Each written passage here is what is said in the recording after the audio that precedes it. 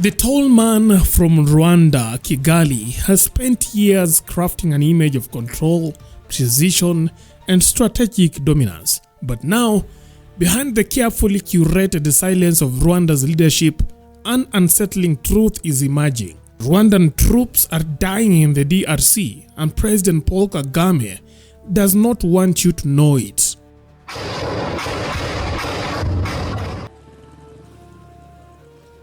For months, Kagame has vehemently denied any military involvement in the Democratic Republic of Congo DRC. Yet, reports of growing casualties within the Rwandan Defense Forces tell a starkly different story, one of bloodshed, battlefield losses, and silent funerals. Despite Rwanda's official stance of non-involvement, intelligence leaks and satellite imagery are piecing together the grim reality. Satellite images from Kanombe Military Cemetery in Kigali reveal a surge in fresh graves, with at least 600 new burial sites dug since the RDF-backed M23 rebels started their offensive in eastern Congo 3 years ago. Senior intelligence insiders suggest that true death tolls runs into their thousands, a figure so politically damaging that the government would rather bury it, sometimes quite literally.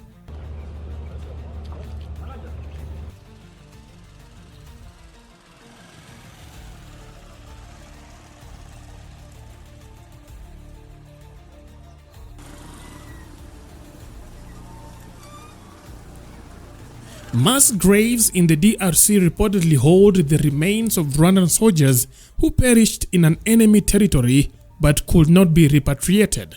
When bodies couldn't be returned, families were handed empty coffins in place of their loved ones. Even as RDF casualties skyrocketed, Kagame remains adamant: Rwanda is not in DRC. So let me ask this directly, Mr. President. Today, on the 3rd of February, does Rwanda currently have any troops at all in eastern DRC? I don't know. You're the commander-in-chief. Yeah, there are many things I don't know. But if you want to ask me, is there a problem in Congo that concerns Rwanda and that Rwanda would do anything to protect itself? I'd say 100%. This despite the UN and international intelligence agencies confirming that the Rwandan army is effectively controlling M23 rebels, who recently seized Goma, the capital of North Kivu province, and now control a chunk of Congolese territory almost half the size of Rwanda itself.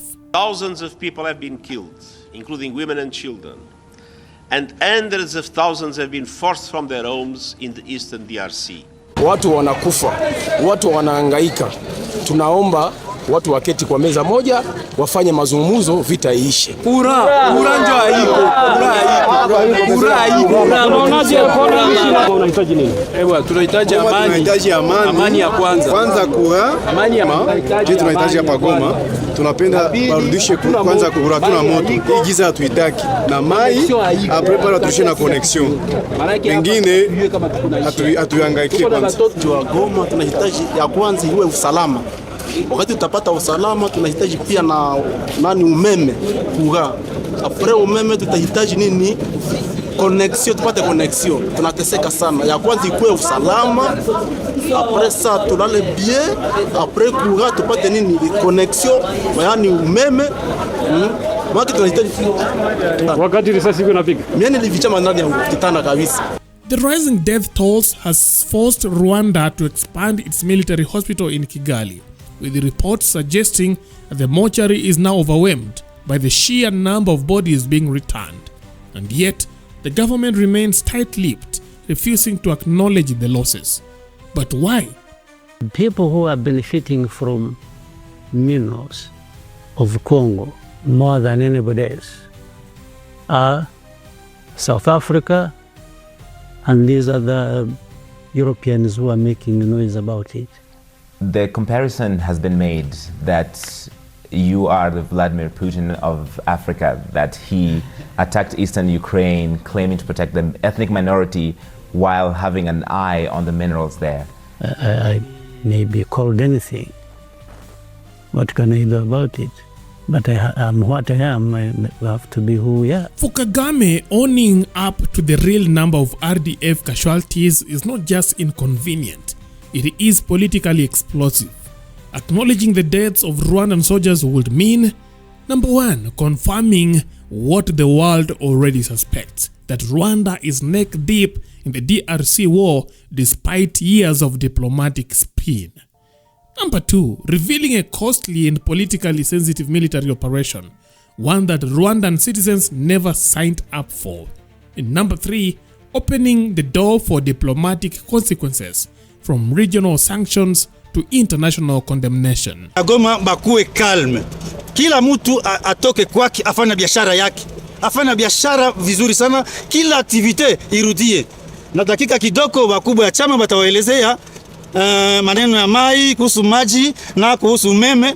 Wakubwa ya chama batawaelezea hiyo bwana. Despite Kigali's efforts to keep the RDF's mounting losses under wraps, the reality is becoming impossible to hide. The world is watching, and as satellite images and intelligence leaks continue to surface,